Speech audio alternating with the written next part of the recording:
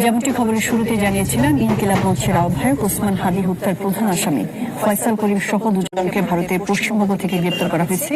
এ নিয়ে সবশেষ খবর জানাতে কলকাতা থেকে আমাদের সাথে যুক্ত হচ্ছেন শুভজিৎ পদতুণ্ড। শুভজিৎ, পশ্চিমবঙ্গের থেকে তাদেরকে গ্রেফতার করা হয়েছে এবং তাদেরকে কোথায় এখন রাখা হয়েছে?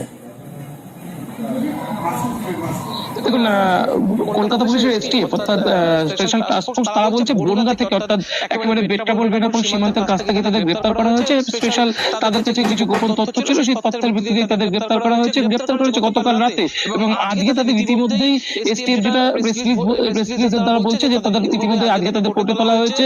ঠিক কোন কোর্টে তোলা হয়েছে, কখন তোলা হয়েছে সেই ব্যাপারে কিন্তু বিস্তারিত পুলিশ কিছু জানায়নি। তবে পুলিশ বলছে যে প্রাইমারি যে তাদের ইনভেস্টিগেশন বা তাদের যে জিজ্ঞাসাবাদ, সেখানে কিন্তু তারা যে হাদী হত্যার বিষয়ে তাদের যে সংশ্লিষ্টতা সেটা তারা স্বীকার করেছে। এবং আমরা যদি কিছুটা ঘুরিয়ে দেখি যে এর আগেই কিন্তু